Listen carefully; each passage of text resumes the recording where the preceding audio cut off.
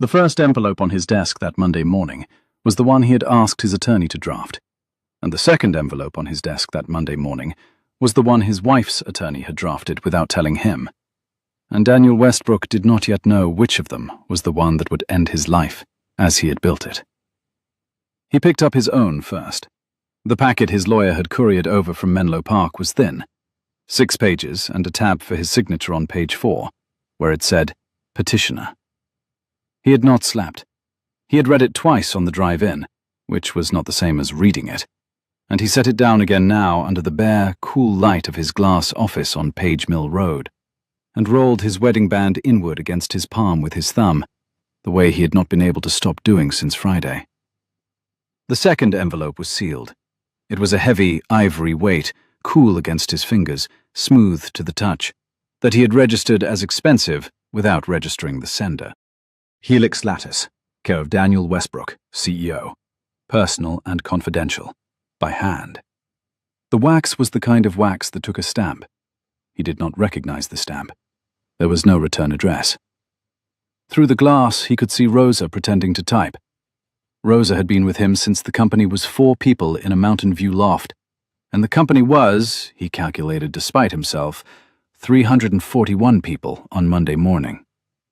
Rosa had not pretended to type since the year their first round had almost collapsed, and watching her now do it badly told Daniel that whatever was in the ivory envelope was a thing she already had a guess about and did not want to be the one to guess wrong on. Rosa, he said into the open door. She finished a sentence she was not writing. 2 envelopes, she said, from 2 different women, on the same Monday morning. I'm not the one to ask, but if you're a betting man, I'd take the lottery odds. He smiled despite himself.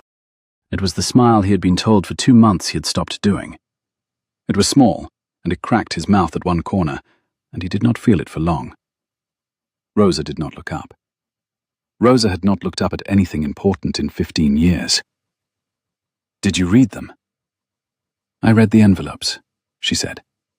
Anything past the envelope is above my pay grade, and I would like to keep that arrangement. He nodded, because he did not have a yes in him this morning. He went back to his desk. He opened his own first. He read his own twice, once for the petitioner line, and once for the certain quiet, plain sentences his lawyer had written about the marriage being irretrievably broken without any party being at fault, which he had instructed her to write because he had not been able to find a fault that was Mira's. He had spent 4 nights trying. He had failed, and the failure was the worst part of what he was about to do, and he set the petition down on top of his keyboard and turned to the second envelope.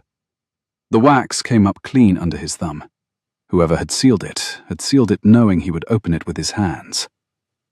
It was an acquisition offer. He saw that first, the bound packet, the courier-issued tab, the strictly confidential across the cover sheet. And the next thing he saw was the firm. He read the firm name. He read it again, and he made his mouth read it out loud, very quietly, into the empty office. Riven Equity Partners. He had heard the name. Everyone in his sector had. Riven had been a quiet, almost invisible buyer for 3 years before the information piece in February had pulled them out of the dark.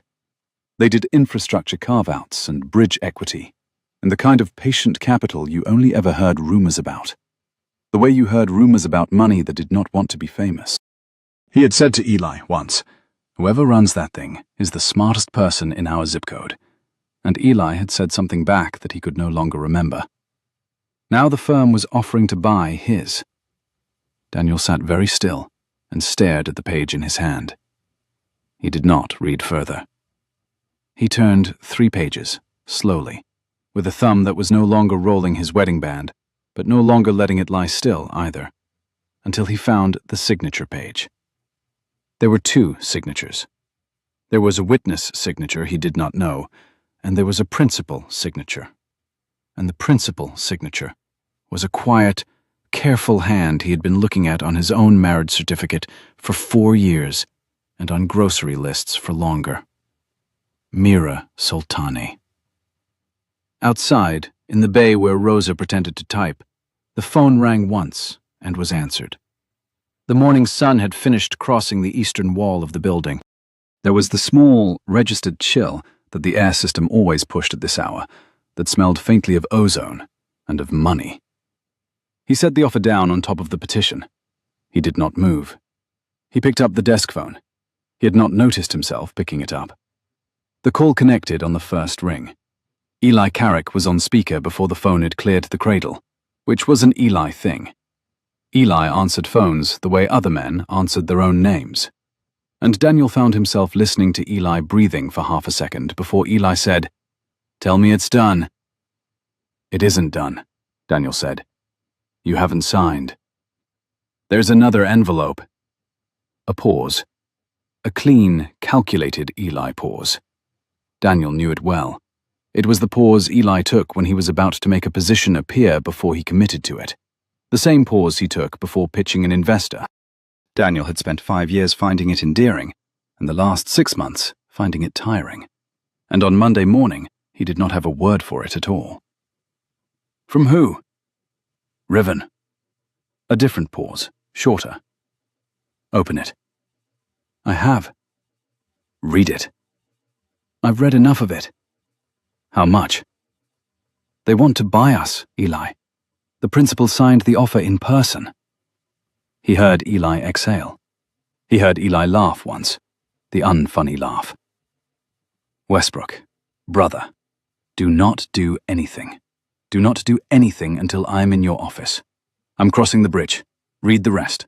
Do not sign the petition. Do not sign the offer. Stay where you are." Daniel did not answer. He hung up the phone with the careful, flat thumb press of a man who had been told for too long what to do. He read the offer. He read it twice. It was clean. The price was generous, but not so generous that it would smell like a gift.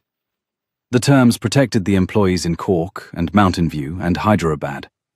The transition window was 60 days. The acquirer kept the Helix Lattice name. The acquirer kept the engineering team. The acquirer wanted the founder to stay on in any technical capacity he chose. The acquirer's principal, on the last clean page, had written a 1-paragraph note in the same quiet hand as the signature. The same hand he had been reading in the kitchen for 4 years. The same hand he had not asked himself about often enough. "Helix Lattice is a good company. I would like to keep it being a good company. N." He sat at his desk for a long time and did not move. He noticed, after some time, that he was rolling the wedding band inward again, and that his thumb had pressed it through the soft side of his ring finger until the skin under it had gone white, and he made himself stop. He put both palms flat on the desk. He looked at his own hands, the way he had once been told to look at them, by a meditation app his wife had paid for as a gift on his 32nd birthday, which had been the first time anyone had given him a gift that worked. He had read the offer twice, and he had not been able to read it once. He picked up the divorce petition and set it on top of the offer, so that the petitioner tab was the page on top of the stack, and he sat with both packets in his lap. He thought, very clearly and very stupidly, "I asked her for a divorce." He thought, very clearly and very stupidly, "I asked her for a divorce 4 days ago." And, "I have never once asked her what she did when she went to work." It was not a thing he had decided about. It was the thing that had been there in the soft place under his ribs for years, the thing that had moved when a friend at a wedding had asked Mira on a Saturday in March what she was building these days, and Mira had said, in her short, careful sentences, "Advisory work, infrastructure." And the friend had nodded, the way one nods at a quiet woman who has told you a thing about her husband. And Daniel had not heard the small, clean thing his wife had said in the same room. He had only heard the friend's nod. He had not heard the thing his wife had not said in their kitchen for 3 years. He had not heard the morning she came home at the end of February with the look on her face of a person who had closed a thing that had been hard. And he had asked her how the flight back from Singapore had been, and she had said, and made him tea instead of telling him. He stood up. He sat back down. He stood up again. He thought he might be the stupidest man in the state of California. Rosa, through the door, said, "Eli's coming up." He says, do not answer your email. He says, do not sign anything. He says I'm to read you Reuters until he arrives. Don't read me Reuters, Daniel said. All right. What time is it? 9:24. What time did the second envelope arrive? 8:06, she said. From a courier, from a private fern. He said it was to be opened first. Daniel did not say anything for a moment. What did the courier look like? Tall, Asian American, kind, said please. Said the principal was very precise about the order of opening. He told you that? He told me. I told the courier I would read him the riot act if he tried to tell me what to do with my desk. The courier laughed. Then he said please. Daniel almost laughed. Rosa, he said, did you read the petition envelope? I read the envelope, I told you. Did you know what was in it? I have eyes, Rosa said. In my head. He nodded once. He looked at the 2 packets on his desk. He pressed his thumb against the inside of his wedding band, where the metal had grown warm from his hand, and he said, Cancel the 11.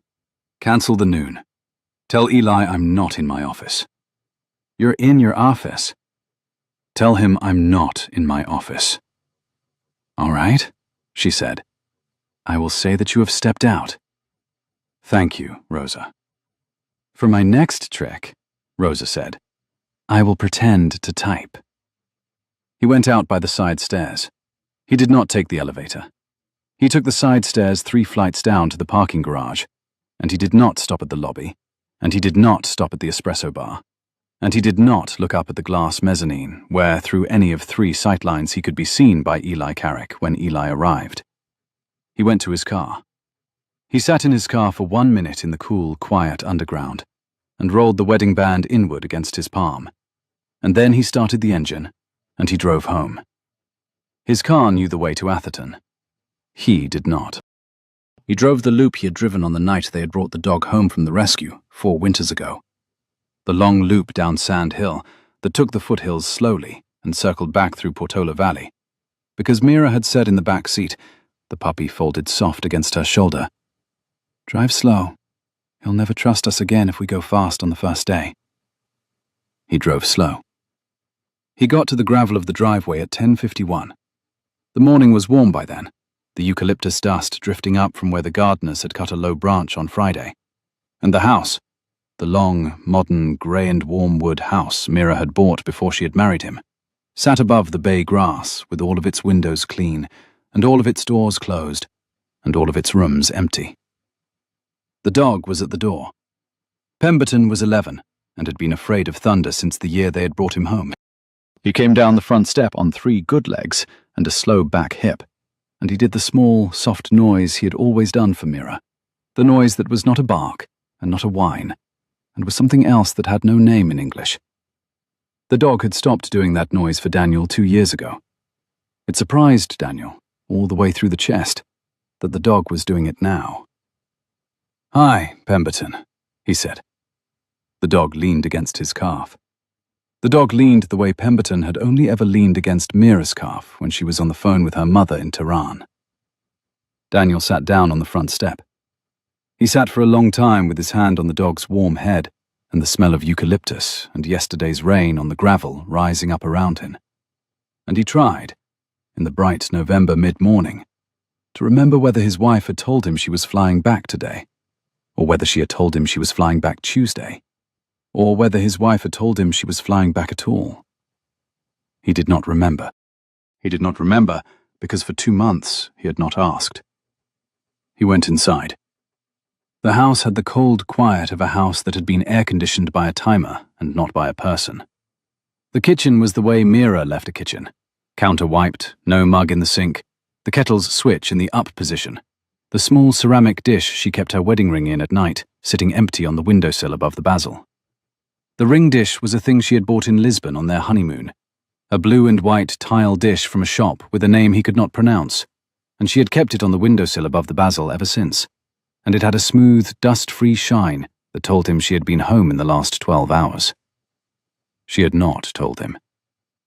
He stood in the kitchen with the dog at his hip, and he thought again, I am the stupidest man in the state of California. He opened the cabinet above the kettle.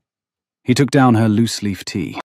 He read the side of the canister, because reading it was the closest he could get for the moment to doing a thing on purpose with his hands. It was a tea she had been drinking for 3 years that was made by a small farm in Sri Lanka that she had visited once on a trip she had told him about in the briefest possible terms. The way one tells a husband a small, reasonable thing that is not interesting. He had registered the trip as Singapore, which had been wrong. She had told him she had a stopover in Singapore on the way back. She had been in Sri Lanka. He had not asked her about the tea. He measured the leaves. He read the side of the canister again. He put the kettle on. He stood with both palms flat on the warm slab of the counter, and he closed his eyes against the late morning light coming through the kitchen window, and he made himself, for the first time since he had signed the marriage license in a registry office in Palo Alto on a Tuesday morning 4 years ago, ask the question that ends a marriage, even when you are the one who asked for the divorce. Who is my wife? The kettle clicked. He poured the water. He stood at the kitchen island with the cup in his hand, and the steam rose up the way she had taught him steam was supposed to rise. Slow, from the long edge of the cup, smelling vaguely of grass and a thing he had no word for. And the dog leaned against his calf, and the kitchen clock above the stove ticked once, and stopped on the past, and the desk phone in his front pocket buzzed. It was his father. He did not answer it.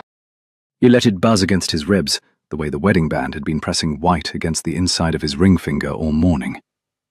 He set the cup down. He went out the back door, past the basil and the empty ring dish, into the gravel drive, where the bay grass on the slope below the house had gone the color of pale honey for the November dry, and the warm Pacific wind was moving across the back garden, the way it had always moved across the back garden.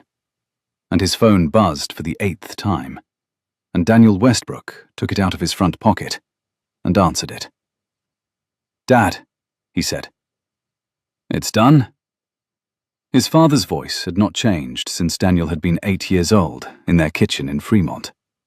It was the voice of a man who had been told by another man once, in the year before he had walked out of their apartment, that the trick to being a man was to make the first sentence of any phone call do the work the rest of the call would not. "Not yet," Daniel said. "Why not?" "There's a thing." What kind of thing? Daniel did not know how to say it. He could feel, the way one can feel a tooth before one feels the toothache, that the next sentence out of his mouth would be the sentence that opened a door he had spent his whole adult life not opening. And he stood in the eucalyptus warm of his back garden, with his thumb against his wedding band, and the dog at his hip, and the empty house behind him, and the cup of his wife's tea cooling on the kitchen island. And he said the thing he had not been ready to say to anyone yet. "There's an offer for the company. The buyer is Mira's firm." His father said nothing for a long moment. "Mira works at a firm." "Mira owns the firm." A short, hard laugh. "You didn't know?" "I didn't know." "What did you think she did?" Daniel did not answer.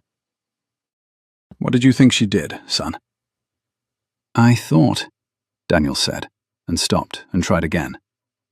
"I thought she did advisory work. I thought she did consulting. I thought she went to meetings."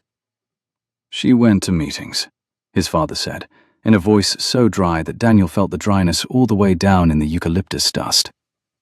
"And you didn't ask whose?" Daniel stood in the back garden and did not say anything. "Sign the petition," his father said after a moment. "Sign it today. Cut clean. Whatever she's bought, whatever she's worth, don't be the husband who lets her buy him too. I know that woman. She married you out of pity, and now she's buying you out of guilt. Sign it before the press picks it up. Sign it before your board picks it up. Cut clean, son. I taught you better than to be the small one." The wind crossed the back garden. The dog leaned, slightly, against his calf. "You taught me," Daniel said, "to never let her win." "That's right. You walked out on Mum the year she made vice president." I am not having this conversation with you right now. You walked out on her in May, Daniel said, in a voice that surprised him by being level. Because she came home in April with the offer in her hand, and you spent 2 weeks finding a reason to call her a liar about it. And then you spent the rest of your life calling yourself a man who had been wronged. His father was very quiet. You're going to do the same thing, his father said. I might, Daniel said. I might already have. I'll call you back. He hung up. He stood in the back garden for a long time and looked at the dry, honey color of the bay grass, and at the warm wood of the back of the house, and at the windowsill, where the empty blue and white tile dish sat above the basil. And he thought, more clearly than he had thought anything in 2 months, that he was about to find out which kind of man he was, and that he had 4 days to do it. He went back inside. He poured the tea down the sink. He took down a fresh cup, and he made a fresh pot, because he had measured the leaves wrong the first time, and a man who had spent 3 years not asking his wife about her work ought, at the very least, to learn to measure her tea. And he set the second cup on the counter to cool, and he sat down at the kitchen island, with both hands flat on the slab, and he waited. She came in through the kitchen door at 3 minutes past 11.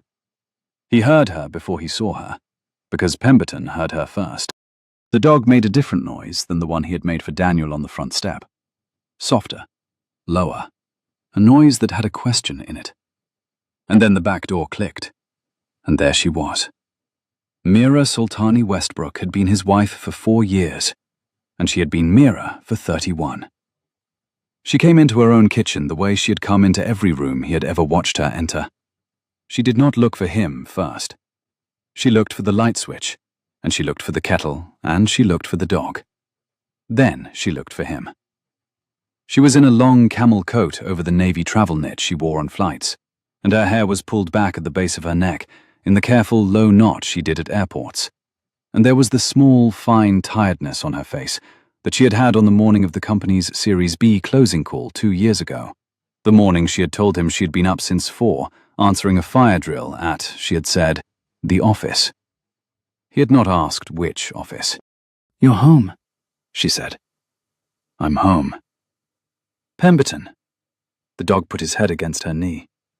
She let her hand stay flat on the dog's head for a moment without bending down, the way one rests a hand on a thing one has missed and is trying not to be theatrical about. Then she crossed to the kettle and lifted the lid and saw the leaves in the strainer and the cup on the counter.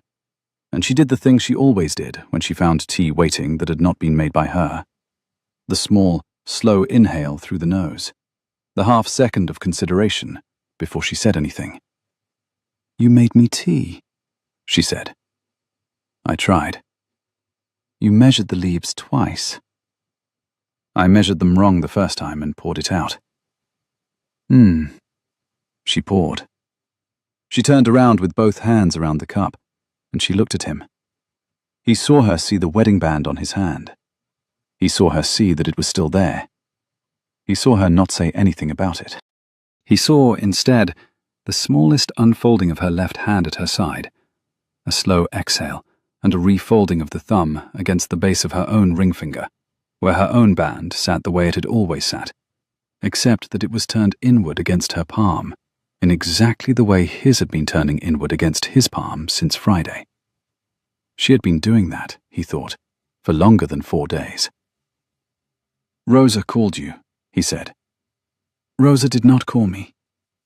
Helena called you. Helena, Mira said, with the smallest pause before her lawyer's name. Told me you were at home. I told her I was 40 minutes out. I asked her to ask Rosa to keep Eli on her floor until I had been here for 10 minutes. You asked Helena to ask Rosa. I did not want Eli in this house this morning. He did not say anything. She drank her tea. How was your flight? He said. She set the cup down on the counter slowly. My flight, she said, was from San Francisco. I've been in the city since Friday night. I've been at the office since Saturday morning. I came home this morning because Helena emailed me at 8:41. Your attorney had courtesy copied her when the petition went out. And the moment I read it, I closed the laptop, and I asked Asher to handle the Riven Tuesday call, and I drove down. I'm not jet-lagged. I have not been overseas. I have been 38 miles away. He stared at her. Asher, he said. Asher Mera, my chief operating officer. You have a chief operating officer. I have had a chief operating officer, Mira said, with the same level, small, careful sentences she had used for 4 years to tell him things he had heard her say and had not heard her mean. For 6 years. You met her at our wedding. She was the woman in the green dress next to my mother. The tall one. The tall one. She made the toast about the trade desk, yes, that toast. The trade desk you thought was a metaphor. He sat down at the kitchen island. He sat down because his knees had stopped doing the work knees do. Mira, he said. I am going to say one thing, she said, and she put both her hands flat on the slab on either side of the cup, and her left thumb let go of her right ring finger, and her hand opened, palm down, like a thing setting itself down. And then I am going to make us breakfast. And then I am going to ask you what you would like to do. I am saying it once, and I would like you to listen. Are you listening? I am listening. I asked Helena to draft a set of papers in March, with my signature. I asked her to hold them in escrow for me. I asked her not to send them until I asked her to send them. I was going to ask her to send them on Friday afternoon, after the board vote, because I knew by then that I was going to be the one who asked first, and I did not want to wait any longer for you to, because the way you ask in this house has always been the way that costs you a year. So I was going to send them with my signature on them, so that you would not have to be the one who asked, so that you would have the smaller story to tell yourself afterwards. I called Helena at 3 on Friday to give the green light.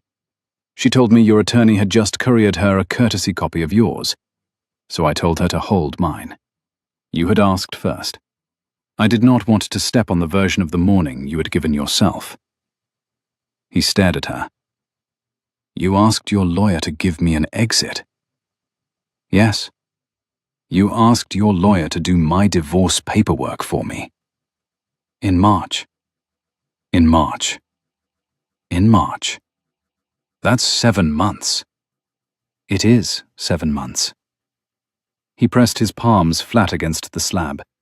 He pressed them flat the way he had pressed them flat at the desk in his glass office 2 hours ago. The dog had folded down on the kitchen floor between their feet and was breathing the slow, 11-year-old breath of a thing that had decided neither of them was going to leave the room. And the offer, he said. Helix Lattice is a good company. I would like to keep it being a good company. I have known about the runway since June. I have known the board was going to start a quiet auction since the second week of October. I asked Asher to put a price together that the board would not be able to refuse and would not feel like charity. I signed it on Sunday night. I asked the courier to bring it before you opened the petition. The courier is a friend of mine. He is also a person who is very precise about envelopes. He failed. He failed. He failed because Rosa told him to leave the petition envelope first, because Rosa got there before he did, and Rosa knew which envelope was mine. I have known Rosa for 9 years. She is not a person who is going to take direction from a courier she has not met before about which envelope on her CEO's desk is to be opened in which order. I asked the wrong person to do the wrong job. I am sorry. You are sorry for the order in which I opened the envelopes. I am sorry, she said, very quietly, for a great deal more than that. But I am sorry, for now, for the order. He sat at the kitchen island, and he did not move, and he did not speak. Daniel, she said, after a long moment. I am not buying you. I am not buying you out of pity, I am not buying you out of guilt, I am not buying you to make a point in the press, and I am not buying you to keep you. I am buying the company because it is a good company that was about to be sold to a worse buyer for less money, and I would like to give your team a fair landing, and your investors a fair exit, and you a job that does not have your name above the door, because your name above the door has been making you afraid of me for 2 years, and I am tired of being afraid of you being afraid of me." He looked at her. "You are tired." "I am tired. I'm not angry. I'm not going to make a scene. I'm not going to wait until the closing call to tell you a thing I should have told you the morning after our wedding. I'm going to make you breakfast. I'm going to ask you what you would like to do. I'm going to let you keep the part of this that you can keep. If you want to sign the papers, I'm going to let you sign the papers. And I'm going to leave this house on Friday morning. And I'm going to be a very good ex-wife in the press. And I'm going to make sure you have a soft landing as principal engineer at a company that is now mine. If you do not want to sign the papers, you can tell me that, and then we can have the longer conversation. But I'm not going to chase you. I'm not going to fight you. I am not going to wait. I would like very much for that part of our life to be over." She picked up her cup. She drank. "Eggs?"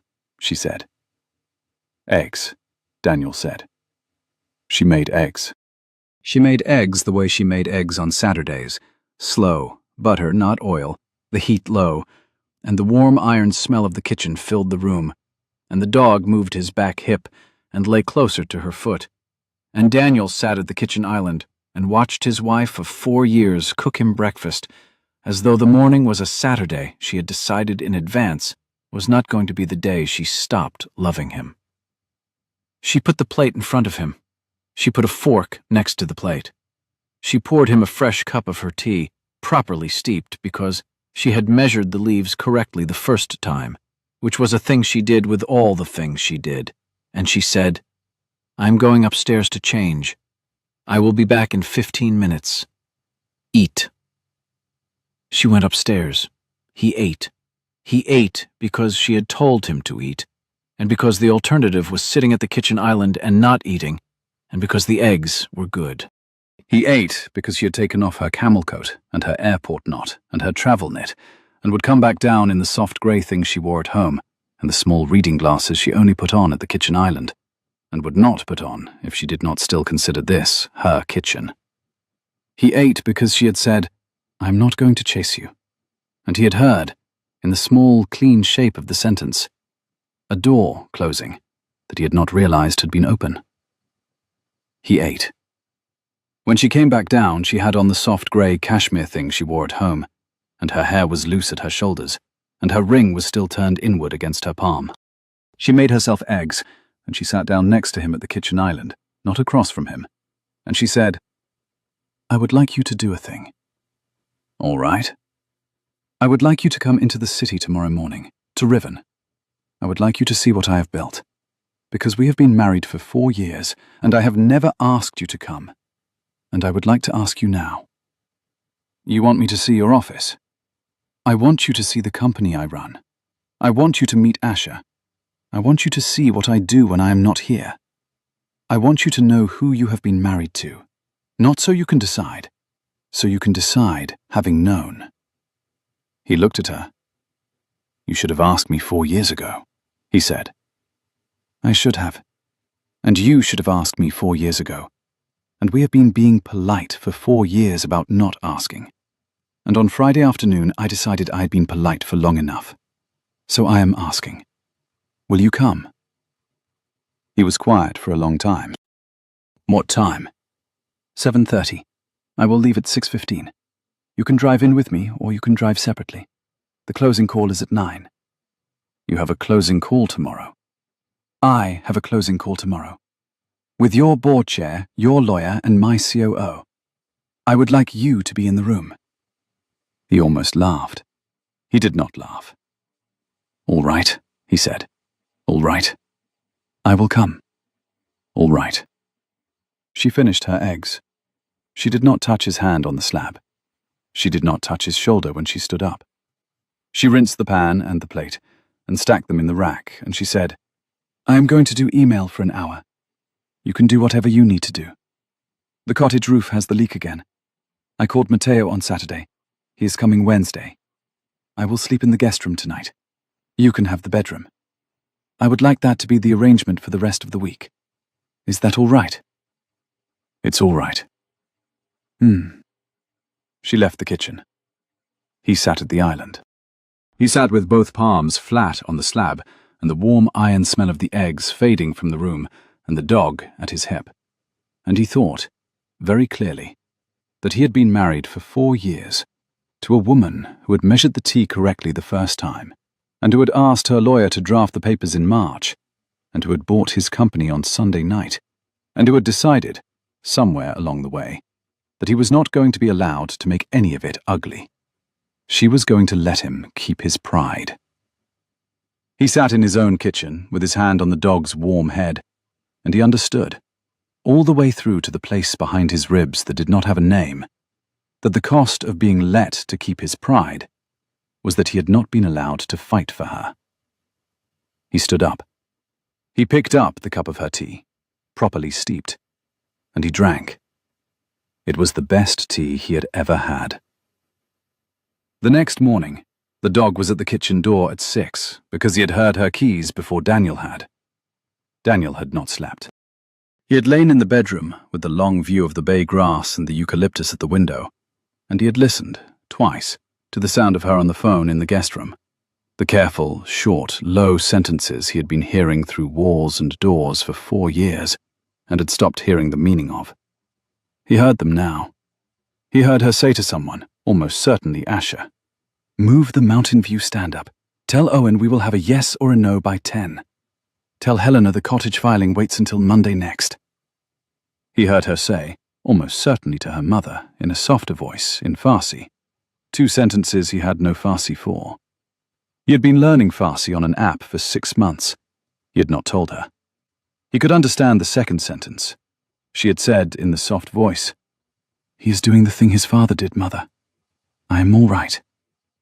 He had lain in the dark and stared at the ceiling, and decided he would not be the thing his father did. He was downstairs in the kitchen at 6:04. She came in at 6:06, in the same camel coat as Monday, this time over a charcoal sheath dress and low pumps, and she stopped at the door of the kitchen when she saw him. "You're up?" "I'm up. I was going to bring you a coffee on the way. I made it." She came in. She looked at the counter where he had set up 2 travel cups and the cream and the small bowl of sugar she did not use, and she did the half-second pause she had done at the kettle on Monday. "All right," she said. "All right." "Drive with me." "All right." They drove in. She drove. He had not been driven by her in 3 years, because he had been the one who drove on the days they were going somewhere together, and he sat in the passenger seat of her low, quiet sedan and watched her hands on the wheel, the smooth, careful, unflashy hands, with the wedding band turned inward against her palm, with the small, thin grey stripe of grease on the knuckle of her right thumb that she had had since Saturday, when she had been, he now understood, at her own office, doing her own work. They went up 280 in the soft November grey. She did not put music on. She did not make small talk. She let him be quiet in her car, the way she had been letting him be quiet in her house for 4 years. He watched the bay grass go past, and the brown low hills, and the high white grey of the sky moving slow off the Pacific, and he thought, in the warm hum of her car, that he had spent 4 years married to a woman who had been quiet for him on purpose, and he had heard the quiet, and he had not heard the on purpose. They came off the bridge into the city at 7:19. She drove the way she did everything else, efficiently, without performance. She parked in a small private garage in the Embarcadero he had not known existed. She put a sticker on the dash that had her initials on it and a number he did not recognize. She locked the car. She did not take his hand. The building she walked toward was a building he had walked past, perhaps, 50 times in his life. 6 stories. The soft, sand-colored stone of pre-war San Francisco. The brass door of an old shipping firm, above which a small, very plain steel plate had been mounted that said, in lowercase letters, Riven Equity Partners, and underneath, smaller, since 2018. He stopped on the sidewalk. "It's been here since you were 25. "It's been here since I was 25. "You started Riven the year we met." "I started Riven," she said, "the year after We met. He looked at her. "I started it," she said, "with the money my grandfather left me, which I told you was my grandfather's house in Tehran. He left the house to my cousin. He left me the money. I told you the house because the money was the more uncomfortable answer, and we had been dating for 4 months, and I was 25, and I did not yet know which one of us was going to be the one who had to be smaller in the marriage, and I made a choice. It was a choice I should have unmade by year 2. I did not." He did not say anything. He stood on the sidewalk on a small, clean San Francisco morning under a grey sky and looked at the brass door of his wife's company. "Daniel," she said, "I would like to take you upstairs. I would like to introduce you to my team. I would like to ask you to sit in on the closing call. I would like you to know what room you are sitting in. Are you ready?" "No." "All right. Come up anyway." He came up. The lobby was a small, wood-panelled room with a single dark desk and a single dark chair, and a woman of about Mira's age in a charcoal suit, sitting behind the desk, reading something on a tablet. She looked up. She did not smile. She nodded at Mira, then nodded at Daniel, then looked back down at her tablet. There was a brass plate on the desk that said, "R. Saito," and Daniel registered, in a small, clean corner of himself, that R. Saito had to be the daughter of the Saito who had been at his and Mira's wedding, who had given them, as a wedding gift, an envelope. The elevator was the kind of elevator that had been installed in 1962 and had been kept on purpose. It made a specific squeak when the gate closed that smelled, Daniel noticed because his wife's hand was on the brass control and his face was an inch from the panel, faintly of eucalyptus oil. They went up 3 floors. They got out on the 3rd floor. The 3rd floor was an open room, with a long oak table and 12 chairs, and the morning grey of the bay through 6 tall arched windows, and the smell of cold marble underfoot, and eucalyptus oil from a small white diffuser on a side table, and, at the far end, a wall of glass, behind which sat a smaller meeting room, with a black laminate table and 3 women and 1 man already in it. The tall one stood up when she saw them through the glass. She came out. She was in dark jeans and a soft camel sweater, and the small reading glasses Mira sometimes wore at home, and her hair was a long, dark braid down her back, and she crossed the long oak room with the unhurried gait of a person who had run a small empire for 6 years, and had not had to perform it for anyone in 2 of them. And she stopped, a polite 3 feet from Daniel, and held out her hand. "Mr. Westbrook." "Asher. Welcome to Riven." "Thank you." "Is the husband still in the doorway?" she said, with the smallest dry tilt of her mouth that was not a smile. "Or did he learn to use it?" Mira did not laugh. Mira inhaled, slow, and Daniel saw the inhalation. Asher turned the small dry tilt of her mouth into something else, then nodded once and looked at her phone and said, "Owen's in, Helena's in. We're up in 11 minutes. The boardroom is set. Daniel, can I take your coat? Mira, can I take you for 2 minutes in the kitchen?" "Yes." "Yes," Daniel said, and took off his coat and handed it to her. Asher hung the coat on a hook by the elevator. She walked his wife into the kitchen. He stood in the long oak room alone for 2 minutes. He used the 2 minutes to look at the wall. There was one piece of art on the far wall, behind the head of the long table. He had assumed, on first scan, that it was an abstract, a small dark rectangle inside a much larger pale field, hung carefully at eye height. He walked to it because his feet did.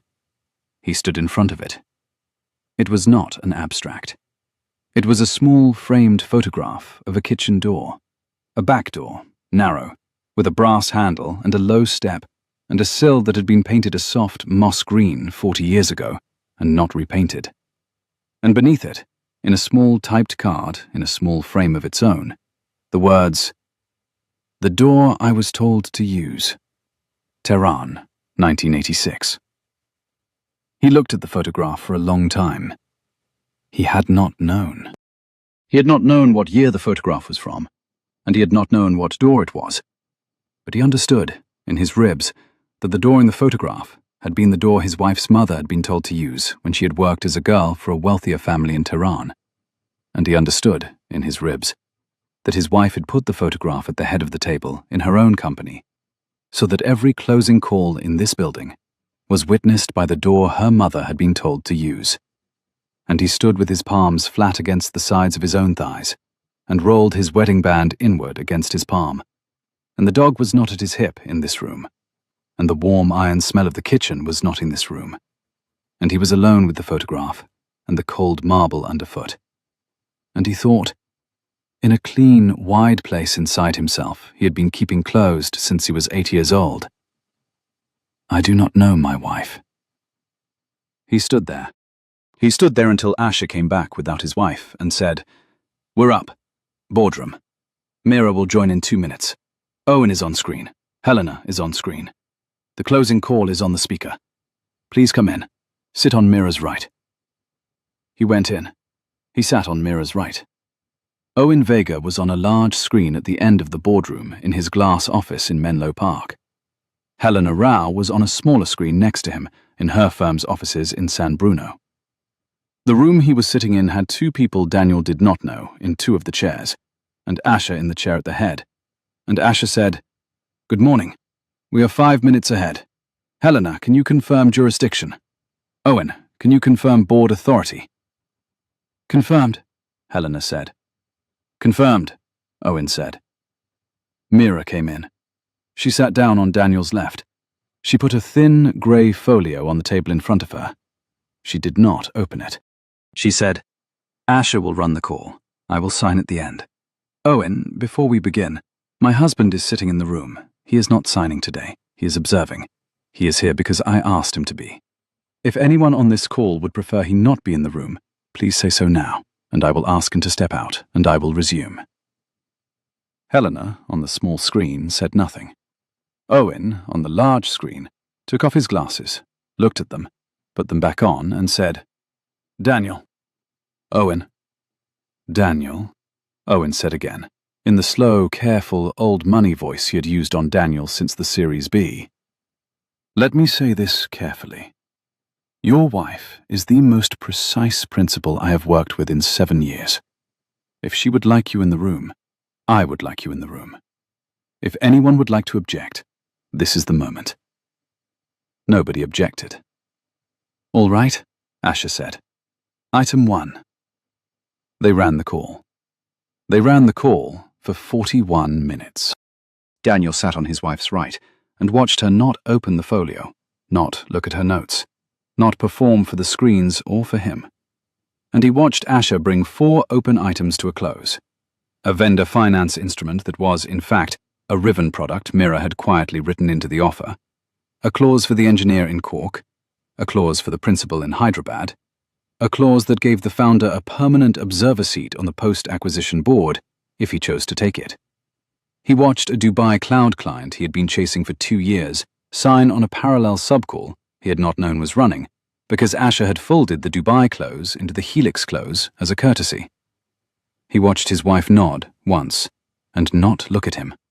And he watched the small, careful, unflashy hand of his wife open the thin grey folio at the end of the 41 minutes and sign a single page in a quiet, precise hand he had known for 4 years. "Closed," Asher said. "Closed," Helena said. "Closed," Owen said. "Congratulations, Mira, Daniel. We will speak this afternoon." The screens went black. The room was very quiet. Asher stood up. The 2 people Daniel did not know stood up. They left the room.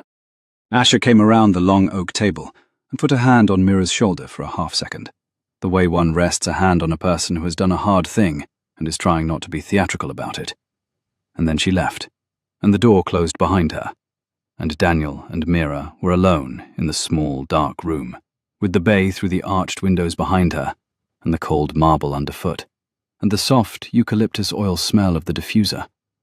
And Daniel sat in his chair on his wife's right, with both palms flat on the long oak slab of the table, and rolled his wedding band inward against his palm, and said, very quietly, "Mira." "Yes." How long have you been doing that? 6 years? Today was the 11th time I have closed a deal at that table this year. 11th. He sat for a long time.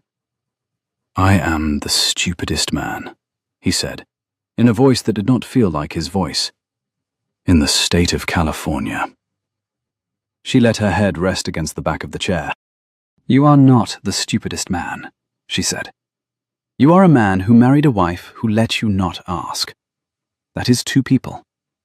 Why? Why did I let you not ask? Yes.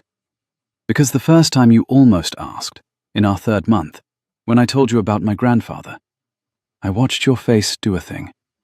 I watched you flinch. I had spent my whole life until that month watching my mother flinch when my father caught her doing a thing she had earned. I watched you flinch, and I decided that you had been taught flinching by someone, and I decided that I would be the wife who did not make you flinch. You were trying to protect me. I was trying to keep you. I was 25. I made a choice. It was the wrong choice. I have known it was the wrong choice for at least 2 years. I did not know how to unmake it without ending the marriage I was protecting. So I asked Helena, in March, to draft the papers, so that there would be a door I could open when I was ready. I have been ready since June. I waited because I was hoping you would ask. You asked on Friday afternoon. I closed Riven on Saturday.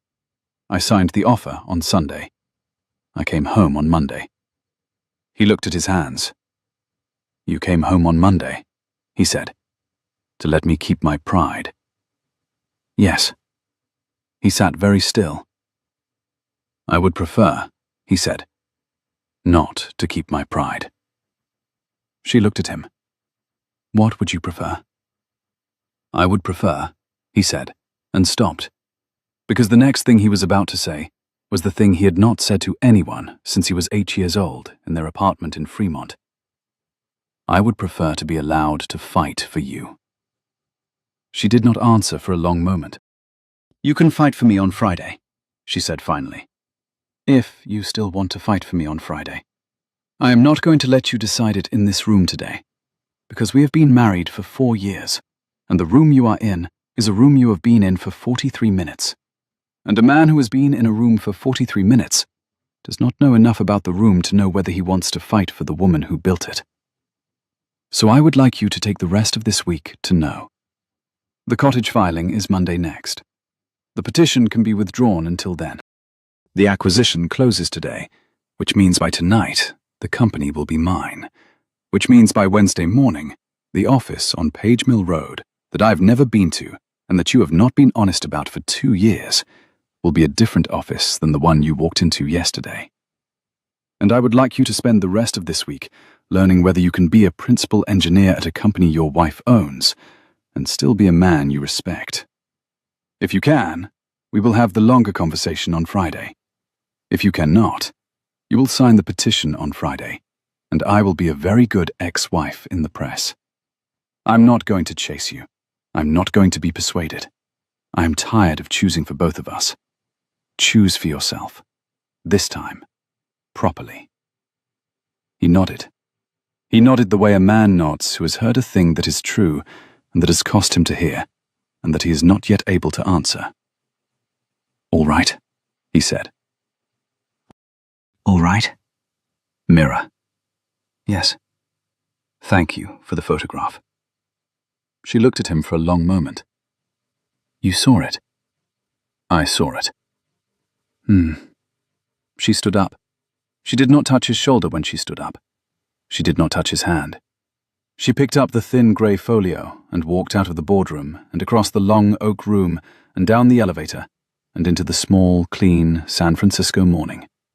And Daniel Westbrook sat alone at the long oak table on his wife's right and did not move for 2 minutes and looked, again, at the photograph of the kitchen door on the far wall and thought, more clearly than he had thought anything in his life, that he would prefer to be allowed to fight for her, and that he had 3 days to learn how. He came home that night at 6. She was already at the cottage. She had taken the Tesla, not the sedan, because the cottage drive was 20 miles south, and she did not, she had told him over a brief text he had read in the small, cold parking garage in the Embarcadero, want to be in the Atherton house tonight. The cottage was in Half Moon Bay. The cottage was the small, grey shingle house on the bluff that they had bought, together, on a Sunday in their second year, with the money she had then told him was a small fund from her family, which had been, he now understood, the first profit she had taken out of Riven, and had wanted to spend on something that was theirs. He drove the 20 miles south. He got to the cottage at 6:41. The light over the porch was on. The dog was at the door. Matteo's truck was in the gravel turn, because Matteo had finished the roof at 5 and had gone home, and the new patch above the kitchen smelled, when Daniel went inside, faintly of pine tar and salt, the way the cottage always smelled in November, when it had just been worked on. Mira was in the kitchen. She was in the soft grey thing she wore at home, and a pair of old denim, and the small reading glasses, and her hair was loose, and she was stirring a pot of something that smelled, when he opened the door, of cumin, and the lemon she put in everything from her mother's kitchen. The kitchen tile was cold under his bare feet, because he had taken off his shoes at the door, because the cottage was the only place she still made him take off his shoes. The dog leaned against his calf. "Sit," she said. He sat at the small round kitchen table by the window. She brought him a bowl. She brought herself a bowl. She did not bring wine, because they did not drink wine on weeknights at the cottage, because that had been a rule from their first month. She sat down across from him, not next to him this time, and she said, "I'm going to ask you one question tonight, and then I'm going to let you sleep in the bedroom, and I am going to sleep on the porch couch, and then I am going to take Pemberton to the beach in the morning, and you can do whatever you need to do. The question is, what did your father say to you on the phone in the back garden yesterday?" He told her. He told her every line. He told her his father had told him she had married him out of pity. He told her his father had told him she was buying him out of guilt. He told her his father had told him to sign the petition before the press picked it up. He told her his father had told him, when he was 8, never let her win. And he told her he had stood in the back garden of the Atherton house with the dog at his hip, and had told his father that his father had walked out on his mother the year his mother had made vice president, and his father had not been able to answer him, and he had hung up. She listened. She did not eat while he talked. She listened the way she had been listening, he now understood, for 4 years. When he had finished, she said, "Your father is a coward." "Yes." "You are not your father." "I almost was." "You almost were." "Mira." "Yes." "I am sorry." She set her spoon down. "I do not want your sorry tonight," she said. "I would like you to keep it until Friday. If you still want to give it to me on Friday, I will accept it. Tonight, I would like to eat the soup my mother taught me to make, and I would like you to eat it, and I would like the dog to be at our feet, and I would like you to tell me, because I have spent 4 years not asking, what you have been afraid of." He told her. He told her his father had walked out the year his mother had been promoted. He told her his father had spent the next 2 years calling weekly on Sunday afternoons to tell him that the trick to being a man was to be the one who carried. He told her he had built his company because he had wanted, more than anything, to be the one who carried for her, and that the company had been failing since June, and he had known since June that the company was going to be sold, and he had spent 5 months pretending that the sale was going to be a triumph because he had not been able to tell her it was a defeat. He told her he had been afraid that the day he told her the truth about the company was the day she would leave. He told her he had been afraid that the day he asked her about her work was the day he would find out that her work was bigger than his. He told her he had been afraid, for 4 years, that she was going to wake up one morning and discover that she had married him by mistake. He told her he had asked Helena for the petition on Friday afternoon because he had wanted to be the one who asked first, so that he would not have to wake up to her asking. She did not say anything for a long time. She did not say anything until the soup was cold, and the dog had moved to her foot, and the small, fine grey of the Pacific had gone full dark beyond the porch. Then she said, "You wore the sweater on Sunday." He blinked. "What?" "The cashmere sweater, the grey one. I bought it for your birthday last year, and you said, 'Did you start buying my clothes?' And I said, 'It was a gift from me, last birthday. Never mind.' And you put it in the back of the closet. You wore it on Sunday. I saw it on the bench by the door when I came in this morning. You had it in your hand." "I was bringing it to the laundry." "You were bringing it to the laundry?" "Yes." "You were wearing it on Sunday?" He did not answer for a moment. "I was wearing it on Sunday," he said. "Why?" "Because I had spent 2 months not wearing it, and I had spent Friday night writing a petition, and on Sunday morning I went into the closet, and I took it down, and I put it on, and I sat in my office, and I did the work I was supposed to do. And when I came home, you were not there. And I sat on the porch, and I drank a glass of the tea you keep in the cabinet, and I wore the sweater you gave me. And I thought, very stupidly, that if I was going to be the man who ended this marriage, I was going to be the man who wore the thing you gave me on the day I did it. Because I was afraid that if I did not wear it, I would forget you had given it to me." She looked at him. She looked at him across the small round table for a long time. Then she said, "Daniel." "Yes." "That is the sentence I have been waiting 4 years to hear you say." He could not speak. "I am going to go to bed," she said. "All right." "You can sleep in the bedroom." "All right." "I am going to sleep on the porch couch." "All right." "Thank you for telling me about the sweater." "All right." She stood up. She took her bowl to the sink. She rinsed it. She went out to the porch. He sat at the small round kitchen table by the window with the cold soup in front of him and the dog at his foot and the wedding band turned inward against his palm.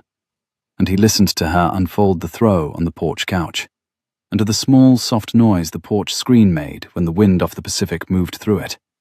And he sat for a long time with his palms flat on the wood, and he understood, all the way through to the place behind his ribs that did not have a name, that she had been waiting 4 years to hear him say the thing about the sweater, because the sweater was the only proof she had ever had that he had been paying attention. He took the cold soup to the sink. He rinsed the bowl. He took down the kettle and made her a cup of the loose-leaf tea, properly steeped. He took it out to the porch. She was lying on the couch with the throw over her knees and her reading glasses on, and the small grey and silver volume of poetry she only read at the cottage open on her chest.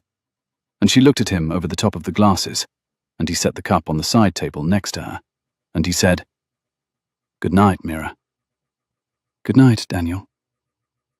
He went inside.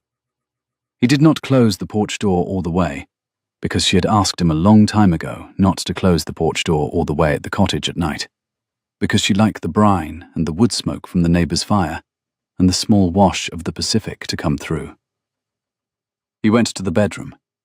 He lay down. He did not sleep. He lay in the dark and listened to her breathe on the porch through the open door, and the dog had come into the bedroom and was lying at his foot, and the cottage smelled of pine tar and salt and the cumin and lemon soup, and he thought, more clearly than he had thought anything since he was 8 years old in the apartment in Fremont, that he was not going to be the thing his father did, and that he was going to find out, on Wednesday and Thursday and Friday, what kind of man he was going to be instead. He woke at 5:43 because the dog had put a paw on his chest. He had slept, after all. He had slept in pieces. He went into the kitchen in his bare feet and the same grey sweater he had brought down to the cottage in his bag, and he found Mira at the kitchen table by the window, in the same grey things the night before, with her hair up in a fresh, low knot, and her glasses on, and a notebook open in front of her, in which she had been writing in the small, careful hand he had been looking at for 4 years, and there was a fresh cup of his coffee waiting for him.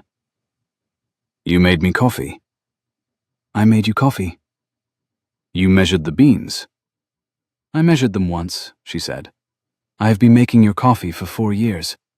I learned to measure your beans the first weekend. He sat down across from her. He drank. We have an hour, she said, before we have to get back on the road. All right.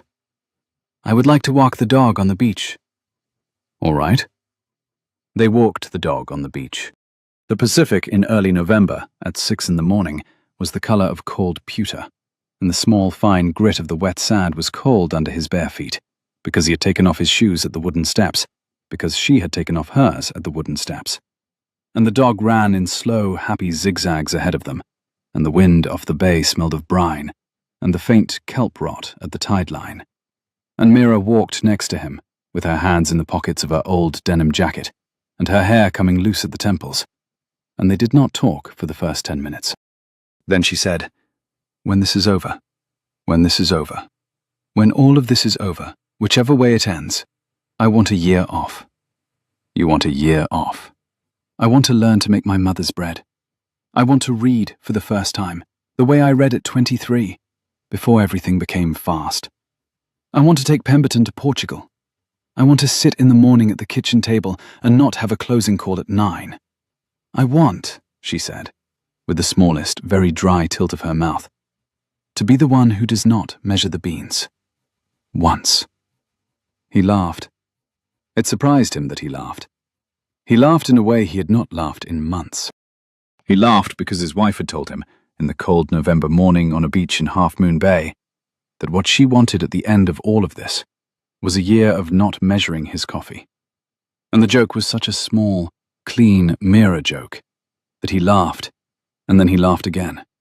And the wind off the bay took the laugh, and the dog stopped and turned and put his paws in the wet sand, the way Pemberton always did when one of them laughed, because the dog had been alive long enough to be surprised by the sound.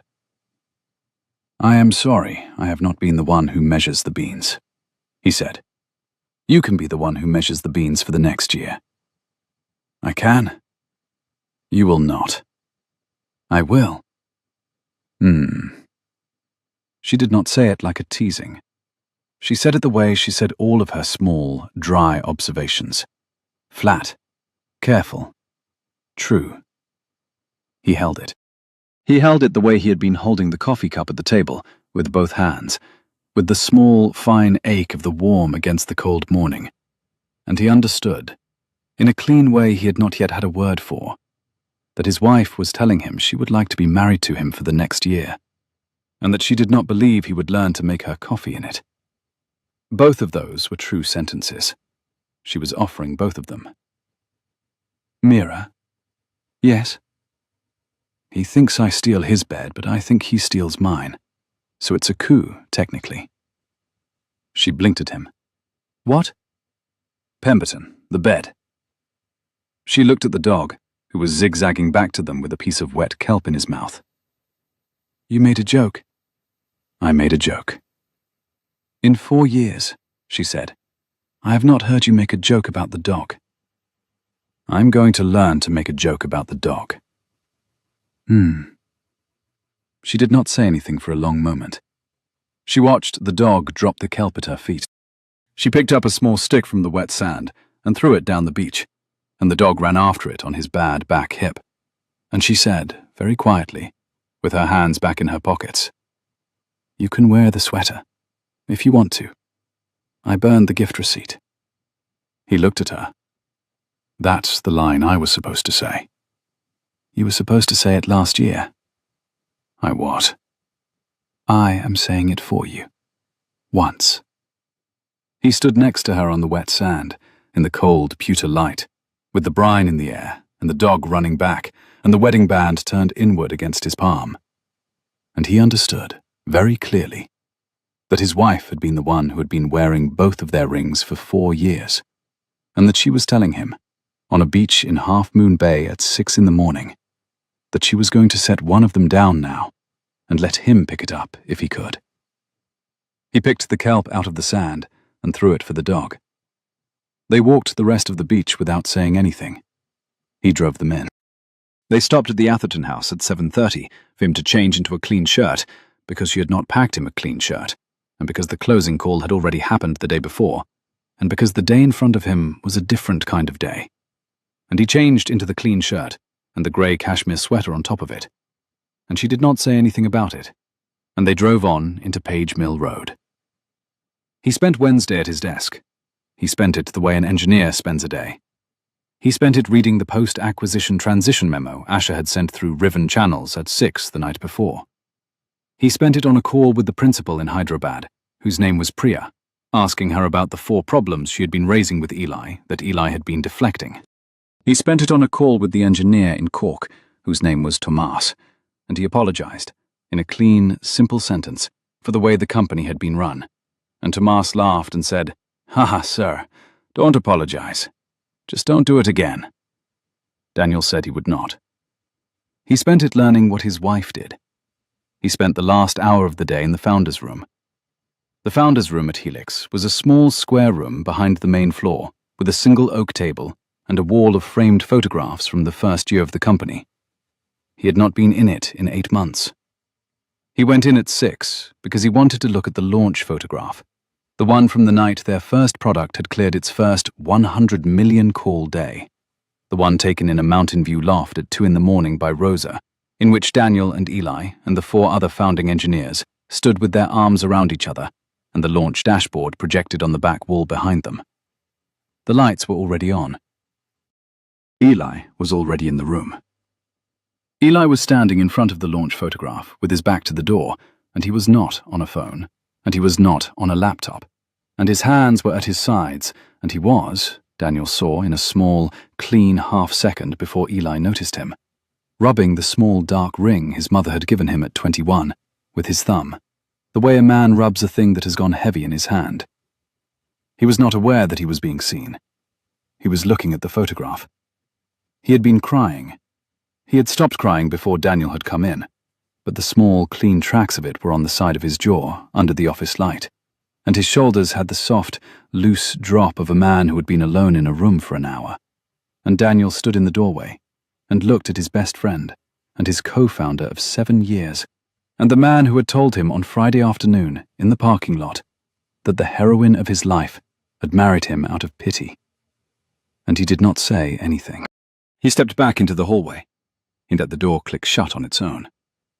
He walked past Rosa's desk on the way out without looking up, and Rosa, who had read the envelope on Monday, and who had read every envelope in the building for 9 years, did not look up either. He went down the side stairs to the parking garage. He drove to the cottage. Mira was not at the cottage when he got there. She had left a note on the kitchen counter, in the small, careful hand on a torn page from the back of her notebook that said, "In the city tonight. Closing call number 12. Back tomorrow at noon. Pemberton at the Atherton house with the neighbor. Mateo will come back for the porch screen at 3 on Thursday. Sleep. Eat. M." He slept. He slept badly. He woke at 4. He did not have his coffee, because he had not yet learned to measure the beans without her, and he sat on the porch with the kitchen door open and the brine and the small wash of the Pacific coming through. And he thought about Eli, and the ring, and the launch photograph. And he thought about his wife driving back into the city at midnight to close her 12th deal of the year. And he thought, with a sharpness he had not expected, that he was going to have to do a thing on Thursday he had not yet done in his life, which was to confront the friend who had told him to leave the woman he loved, and that he was going to have to do it in a way that did not break the friend, because the friend was not a malicious man, and was, instead, a man who had been afraid of him, in the same way he had been afraid of his wife. He did not know how to do that yet. He went into the kitchen at 6 and made the coffee, and he measured the beans, and he poured it into the travel cup she had set out for him on Tuesday morning, and he drove into Page Mill Road for the last day he was ever going to be the CEO of Helix Lattice. It was Thursday. The press release had broken in the night. He saw it at 7:04 in the parking garage. He had not turned the radio on. He had not opened his email. He had walked up the side stairs to the 3rd floor in the cool grey morning, and he had unlocked his glass office, and he had set down the travel cup that smelled of his wife's careful hand, and he had opened his laptop. and the first thing he had seen in the top corner of the second screen was the TechCrunch alert, set up 4 years ago, with the headline, Helix Lattice acquired by founder's billionaire wife in quiet $M bridge. Sources say Mira Soltani has been bankrolling husband's ego project for 4 years. He read the headline twice. He clicked through. The piece was 3 paragraphs long. The piece used 3 quotes. The piece attributed the 3 quotes to a single source described as a senior Helix executive close to the founder, and the piece used the phrase ego project 4 times in the 3 paragraphs, and the piece concluded by speculating that the closing call on Tuesday had been a graceful exit for a marriage that has reportedly been on its last legs since the summer. Daniel sat at his desk in the cool grey morning and read the piece twice. He thought, very clearly, Eli leaked it. He thought, almost in the same moment, in his father's voice in his ear in his apartment in Fremont when he had been 8 years old. She married you out of pity, and now she's buying you out of guilt. Sign before the press picks it up. The press had picked it up. He sat very still. He did not call Mira. He did not call Eli. He did not call Rosa. He sat with both palms flat on the cool desk and rolled the wedding band inward against his palm with his thumb, and he thought, in a voice that did not feel like his voice, the voice that had spoken to him in the back garden of the Atherton house on Monday morning when his father had been on the phone. Maybe she really did marry me out of pity. Maybe she really did buy the company to keep me. Maybe she really has been bankrolling me for 4 years. Maybe I really am the chump. He thought it. He thought it for 9 minutes. He thought it the way an addict thinks an old thought. Not because the thought was true, but because the thought was the easier sentence than the one underneath it. He sat with the thought, and let it run, and he watched the small, fine grey of his glass office go pale as the morning came up over the Stanford foothills. And he watched the dot on the screen where the TechCrunch piece had been, refresh once, because the piece had updated. And he watched, in a small, clean half-second, his own thumb roll the wedding band so far inward against his palm that the metal had pressed a small, bright red mark into the soft skin of his ring finger. He took the petition out of the inside pocket of his coat. He set it on the desk. He picked up the pen. He did not sign it. He picked it up. He held it over the page. He stared at the petitioner tab on page 4. He thought, almost as a separate thing, sign it. Sign it before you have to look at her. Sign it before she sees the piece. Sign it the way he taught you. He set the pen down. He stood up. He walked out of his glass office. He walked past Rosa's empty desk, because it was 7:12 and Rosa was not in yet, and he went down the side stairs to the parking garage, and he got in his car, and he drove north on 101 in the soft grey morning toward the city. And he came off the bridge into the Embarcadero at 7:50, and he parked on the street because he did not have a sticker for his wife's private garage, and he walked the half-block to the brass door of the Riven Equity Partners building, and he stopped on the sidewalk. He stood on the sidewalk. He looked at the small steel plate with the lowercase letters and the line below it that said, since 2018, and he stood with the wedding band turned inward against his palm and the November fog coming up off the bay, and he thought, very clearly, that he was about to go upstairs and stand in front of his wife and ask her, in front of her team, whether the TechCrunch piece had a single true sentence in it, because the version of him his father had taught him needed to hear her say no, in front of her team, before he could let the question go. He stood on the sidewalk for a long time. Then he turned around. He turned around because he heard, somewhere behind the soft grey ribs under his sternum, his wife's voice in the boardroom on Tuesday morning, saying, I am not going to chase you. I am not going to be persuaded. I am tired of choosing for both of us. Choose for yourself. This time. Properly. And he understood. on the sidewalk in the November fog at 7:53 in the morning, that walking into the Riven building to ask his wife to defend herself to him in front of her team was not him choosing for himself. It was him asking her to choose for him, again, for the last time. It was the thing his father had taught him to do. It was the thing his father had walked out the door doing. He turned around. He got back in his car. He drove back over the bridge to Atherton in the cool, grey late morning, and he went to the Atherton house, and he sat at the kitchen island, and the dog came in from the porch and put his head against his knee, and Daniel Westbrook sat with both palms flat on the kitchen slab, and the wedding band still turned inward against his palm, and he made himself, for the first time since Friday afternoon, ask himself the only question that mattered, which was, do I believe my wife? He did not have to think long. He believed his wife. He believed his wife because his wife had measured his beans for 4 years and he had not noticed. He believed his wife because his wife had told him on Tuesday morning in her kitchen that she had asked her lawyer to draft the papers in March so that he would have the smaller story to tell himself afterwards. He believed his wife because his wife had put the photograph of the door her mother had been told to use at the head of her own boardroom. He believed his wife because his wife had taught him to measure her tea correctly the first time, and he had measured it wrong the first time, and she had not corrected him, because she had been the wife who had decided, when she was 25, that she would not be the wife who made him flinch. He believed his wife. He picked up his phone. He did not call his wife. He called Rosa. "Rosa," he said. "Sir, I need you to do a thing for me. Sir, I need you to call Eli. All right? I need you to tell him I would like him to meet me in the parking garage at 6. All right? I need you to tell him to bring his board credentials." A pause. "All right, sir. Thank you, Rosa." "For my next trick," Rosa said, "I will pretend to type."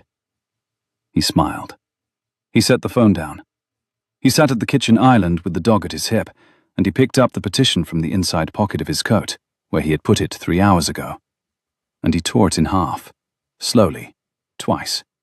And he put the 4 pieces of it in the small ceramic dish on the windowsill above the basil, where his wife kept her ring at night.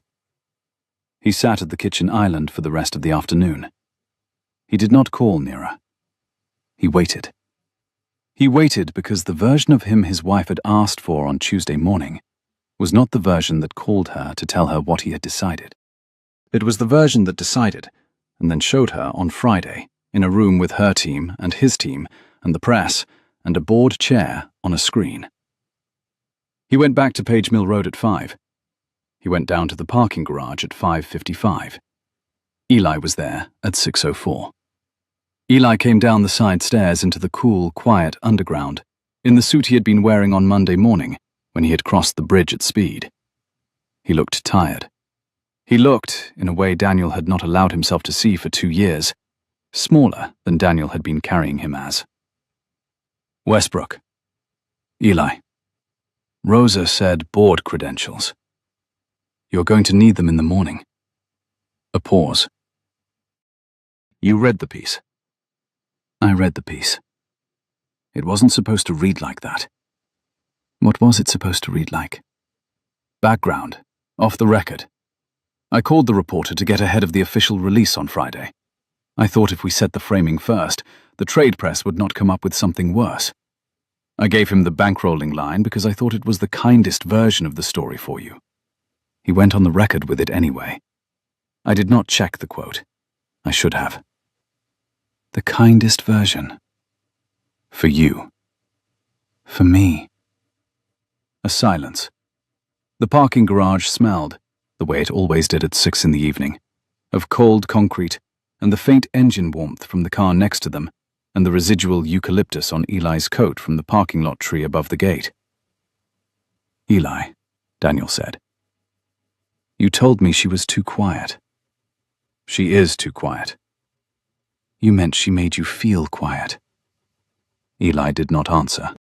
"You meant she has been making you feel quiet for 4 years, because she ran a firm you did not know about, because she stood next to me at the launch party and the Series B dinner and the Atherton kitchen and did not say what she did, and you were the co-founder, and you thought you knew her. And one Sunday in July of last year, I let it slip that she had been in Singapore that week, and you went home, and you looked her up, and you found a piece in the information from February, and you read the piece on a Sunday in your living room, and you put the magazine down, and you did not tell me. And you have been the man who did not tell me for 16 months. And you have been the man who told me on Friday afternoon to leave her. And you were the source for the TechCrunch piece. And you were trying to keep me close to you by making her a stranger to me. Eli, brother, look at me. Eli looked at him. You did not do this because you are a bad man, Daniel said. You did this because the year you were passed over for the CEO seat was the year you stopped being able to tell me anything that cost you. I let you not tell me. I am not yelling at you.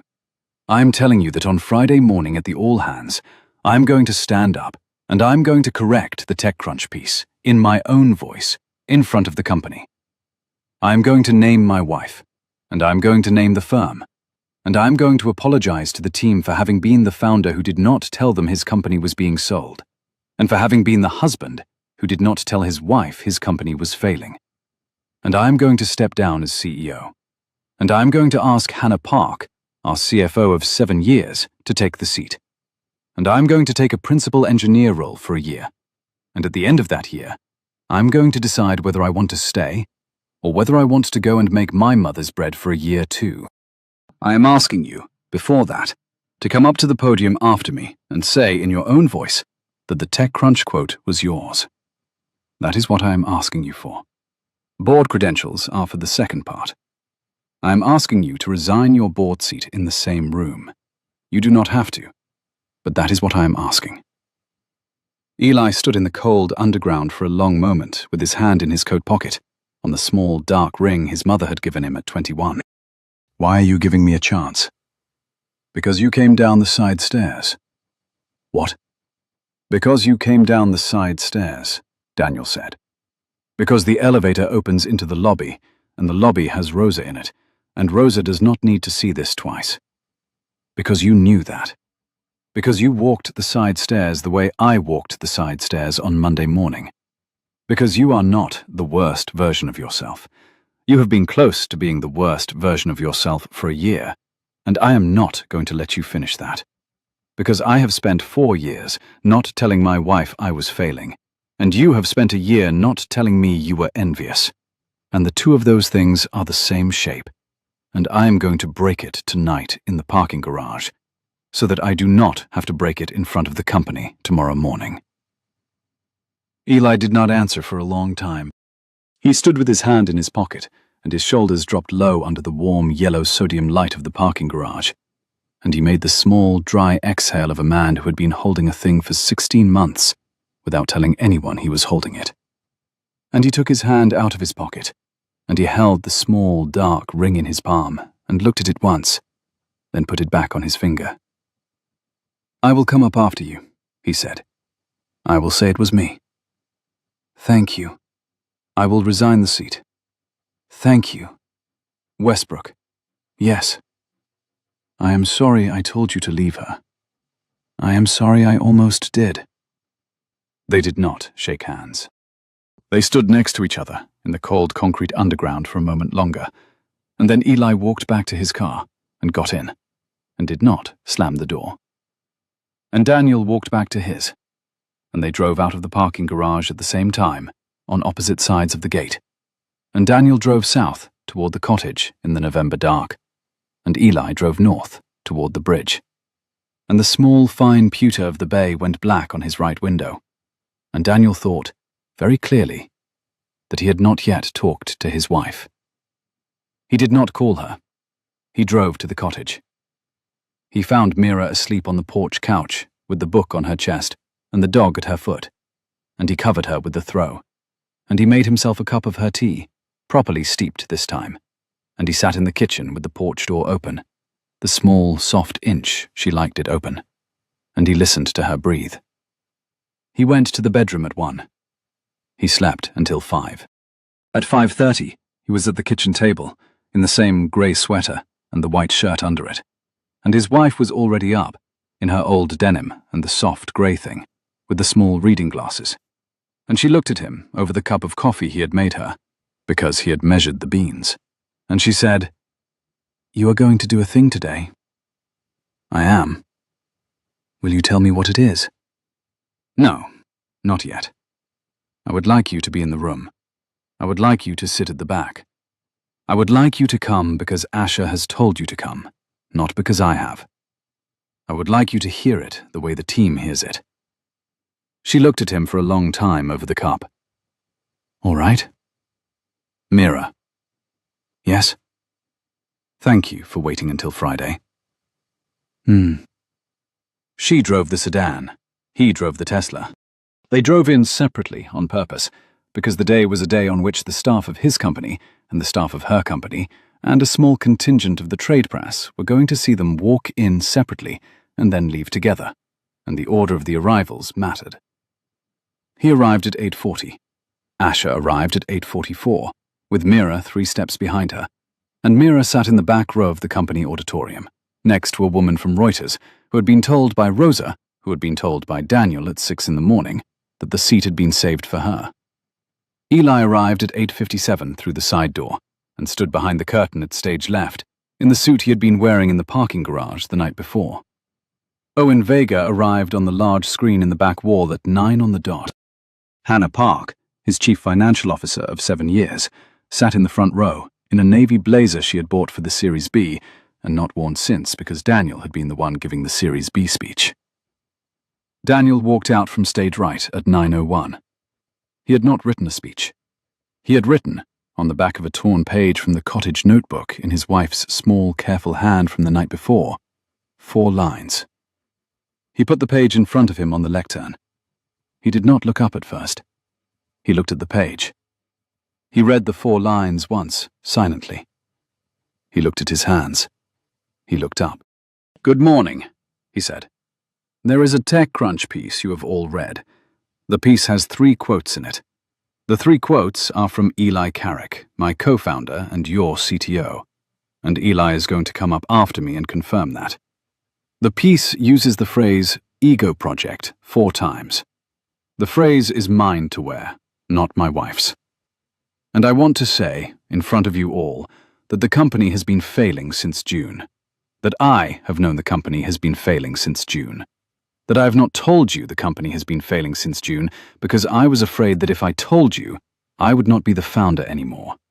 And that the company has been bought, this Tuesday, by Riven Equity Partners, a firm in San Francisco run by my wife of 4 years, Mira Soltani, whom I have been married to since I was 29 and whom I have spent 4 years not asking the right questions of, and whose work I have spent 4 years not paying attention to, and who has, on Tuesday, paid more for this company than I would have asked for, and given each of you a 60-day transition window, and a continuing role, and a clause in your contracts that I would not have known how to negotiate for you.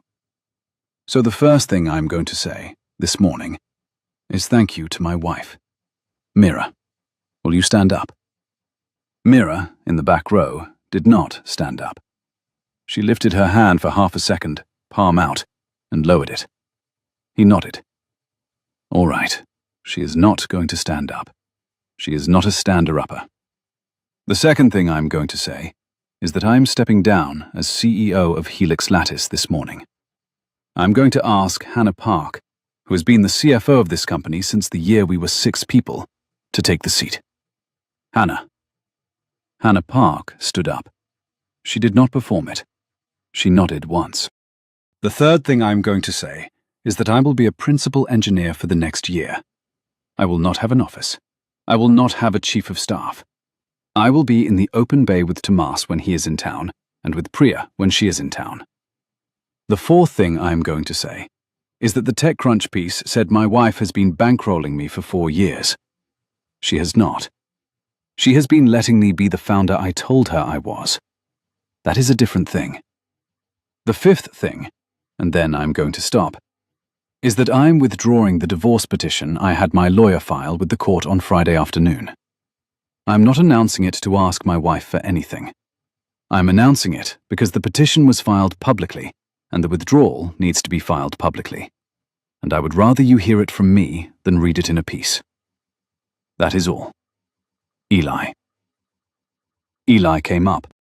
Eli stood at the lectern with both hands on the wood and the small dark ring on his finger, and he said, "The 3 quotes were mine. I gave them to the reporter at 1 a.m. on Wednesday night. I did it because I have been afraid of Mira Sultani since the year I figured out who she was, and I have not been man enough to say so out loud, and I have been letting Daniel be the one who paid for that. I am resigning my board seat this morning. I am asking Hannah to accept my resignation.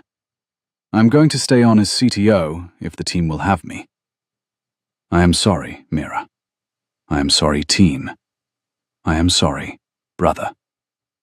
Eli stepped down. There was a long, careful pause in the auditorium. There was the small, dry sound that an auditorium makes when 300 people are deciding, together, whether what they have just heard was a thing they can applaud. Rosa, in the second row, lifted her eyebrow at Daniel. Hannah Park, in the front row, nodded once at the lectern. Owen Vega, on the screen, took off his glasses, looked at them, put them back on. Mira, in the back row, stood up. She did not clap. She walked out. She walked out the side door behind her, and the woman from Reuters in the seat next to her looked up at Daniel, with the small, narrow attention of a journalist who had just been given a story she had not expected. And Asha, standing by the side door, nodded at the journalist and lifted her hand. And the journalist nodded back, and Asha turned and followed Mira out. Daniel stood at the lectern. He did not run. He let her go. He stayed for the next 40 minutes and answered the team's questions, because the team's questions were what he had owed them for 2 months. And at the end of the 40 minutes, Hannah Park took the lectern, and Daniel walked off stage right and went to his glass office and stood at the window and looked at the small, fine November sun on the Stanford foothills and rolled the wedding band inward against his palm. And he did not call his wife, because his wife had not yet decided what she was going to do. And a man who had spent 4 years asking his wife to choose for him was not going to call her now to ask her to choose for him this morning. He drove to the cottage at 1. She was not there. The dog was. Mateo's truck was. The new porch screen was already installed. The kitchen table by the window was empty. The bowl of cumin and lemon soup from Tuesday had been rinsed and stacked. The small grey and silver volume of poetry was still on the porch couch with the throw folded next to it. He sat at the kitchen table. He waited. She came at 3:41. She came in through the kitchen door in the old denim and the soft grey thing, and her hair down, and the dog made the small, low noise he had made for her on Monday morning at the kitchen of the Atherton house. And she did not say anything at first. She put her keys on the small wooden tray by the door. She walked to the kettle. She filled it. She put it on. She turned around with both hands on the kitchen counter behind her and looked at him. "You stepped down." "I stepped down." "You named me." "I named you." "You said I have not been bankrolling you." "You haven't." "You withdrew the petition." "I did." "You did not ask me first." "I did not." "Daniel." "Yes." "That was the right thing to do." "All right." She did not cross the room. She stood with both hands on the kitchen counter and looked at him for a long time. Then she said, "I am tired." "I know." "I am not coming home this weekend." "All right." "I am going to stay at the cottage. The dog is going to stay with me. I would like you to go back to the Atherton house. I would like you to sleep there alone. I would like you to call your mother on Sunday. I would like you to come back to the cottage on Monday afternoon." "All right." "I am not telling you the marriage is over. I am telling you that I am tired, and that I would like a weekend in which I do not have to be the one who is composed for both of us. and that I would like to come back to you on Monday afternoon with the part of me that has not been composed for 4 years, and that I would like you to come back to me on Monday afternoon with the part of you that did not stand at the lectern this morning, because the man at the lectern was a man I have been waiting to meet, and I would like to meet the man under him, too. He nodded. Mira. Yes? I love you because you are the most powerful person I've ever known. And I let myself need that to be smaller because I was small. That is mine to carry. I'm not saying it now to make you say it back. I'm saying it now because I've been waiting 4 years to say it, and I would like you to know I said it on a Friday in the kitchen, and not on a stage. She looked at him. She did not say it back. She crossed the kitchen.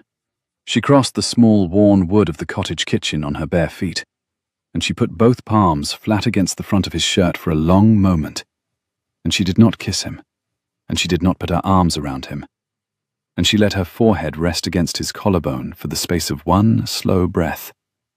And she did the small thing she had done at the kitchen island on Tuesday morning, which was to unfold the thumb of her left hand from the base of her own ring finger, and let her hand open, palm down, against his chest. Her wedding band, turned inward for 4 years, sat warm against the cotton of his shirt. She stepped back. Monday afternoon. Monday afternoon. She took the kettle off the stove. She turned the heat off. She walked out to the porch with the small grey and silver volume of poetry, and the throw, and the dog, and she did not look back. And Daniel stood in his cottage kitchen, with both palms flat against the warm slab of the table, and his wife's handprint warm on the front of his shirt. And he understood, all the way through the place behind his ribs that finally had a name. But his wife had not said it back, because she had needed the weekend to find the part of herself that could say it for itself, not for him. And that he was going to drive back to Atherton tonight alone, and that he was going to be allowed, on Monday afternoon, to come back to the cottage and fight for her properly. He drove back to Atherton. He slept. He called his mother on Sunday. He came back to the cottage on Monday afternoon at 4:01. She was at the kitchen table with 2 cups of tea, properly steeped, and a small open envelope on the wood, and the dog at her foot, and the small reading glasses on. And she looked up at him over the top of them when he came in, and she said, "Sit, I made you tea. I would like to begin." He sat. He drank. It was the best tea he had ever had. That was 6 months ago. It is May now. The eucalyptus dust no longer rises off the gravel when the gardeners cut a branch, because the gardeners stopped coming on Fridays in February, when Mira sold the Atherton house.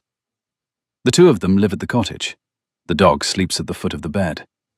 Mira drives into the Embarcadero on Tuesdays and Thursdays.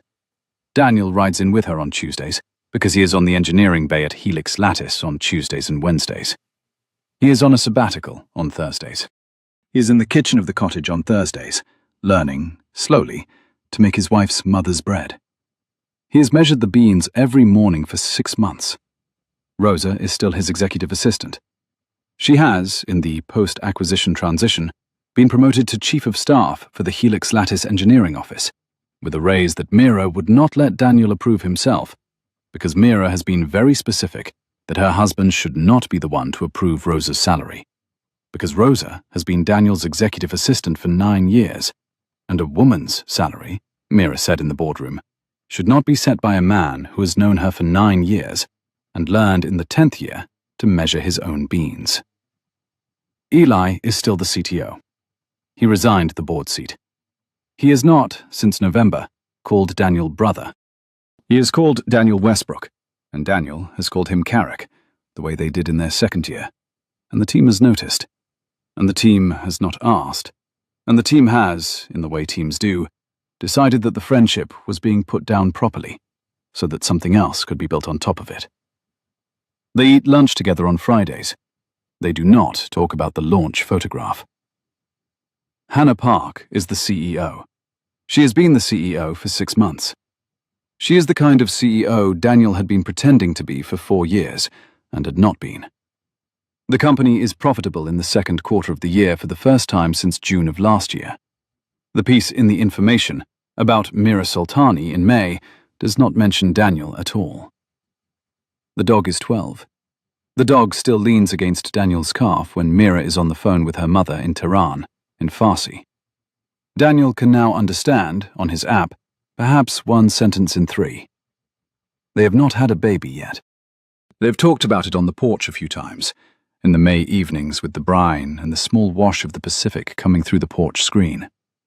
Mira said, once, that she would like to be the wife who measures the beans for the next year, and that the year was, possibly, going to be longer than a year. Daniel said that was all right.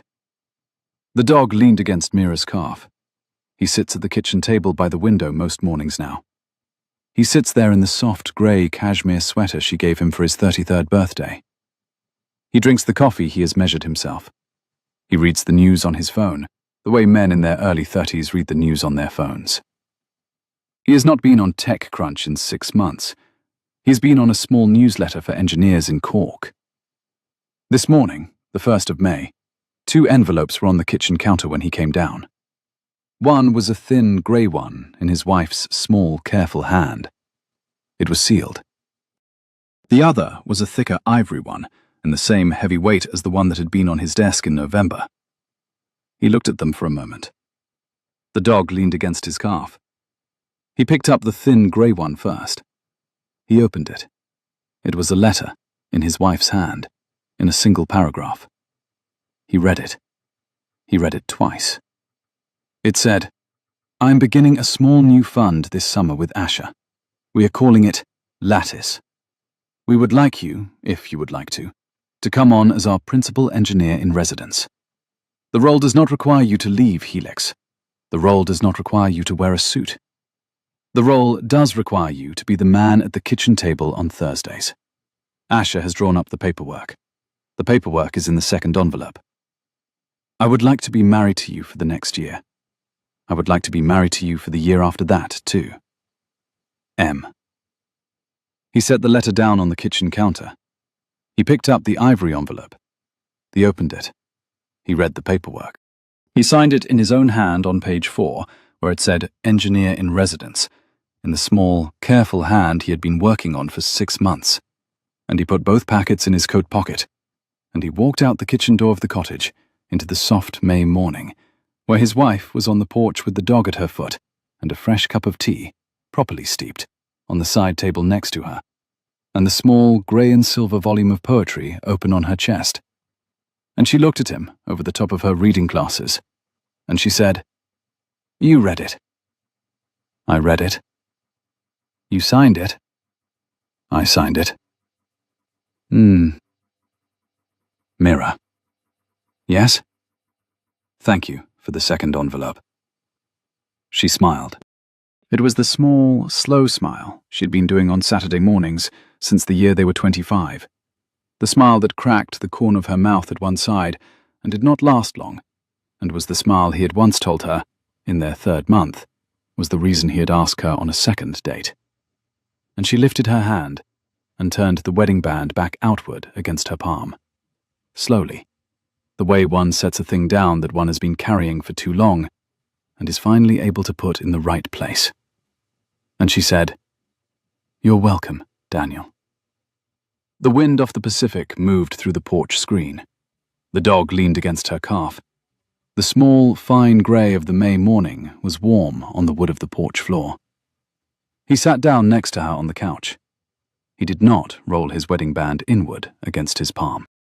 He turned it outward, slowly, in the same direction she had, and he set both palms flat against his own thighs, and he did not say anything for a long time, because the morning was a morning on which the sentences had already been said, and the rest of it was a thing to be sat in. The kettle clicked, in the kitchen behind them, the way the kettle in the Atherton kitchen had clicked at past on the Monday in November, when his life had ended, and his life had begun.